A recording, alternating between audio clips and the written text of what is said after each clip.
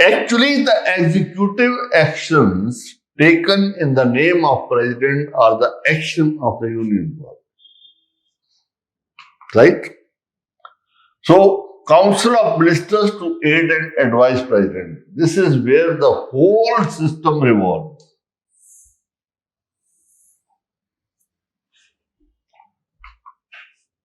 There shall be Council of Ministers. Now we are talking about the relationship between Council of Ministers and the President.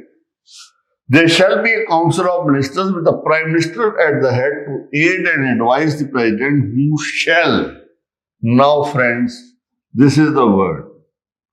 It is not may, it is shall. He is bound by that.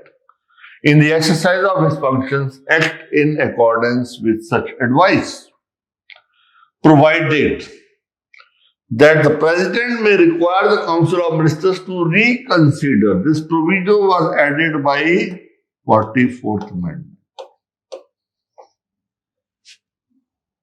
Then the President shall act in accordance with the advice tendered after such reconsideration.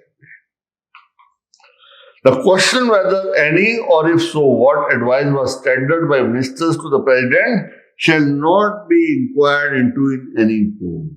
What advice was given? No. But yes, yesterday we have learned on one condition it can be tested, mala fide. Whether the action of the President in issuing that order is mala fide, in that case the court may look into the advice. Otherwise, what material is placed before him, what advice is given, is beyond the judicial review. So he's not exercising the executive power personally. This is another important case, Shamsher Singh's case. It was not correct to say that the President is to be satisfied personally in exercising the executive power.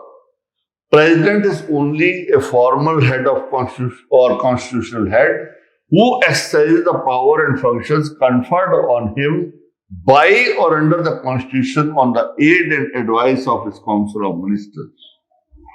So whenever Constitution requires satisfaction of the President, it is not his personal satisfaction, but in constitutional sense, the satisfaction of his Council of Ministers.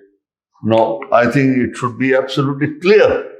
So, proviso was added for reconsideration.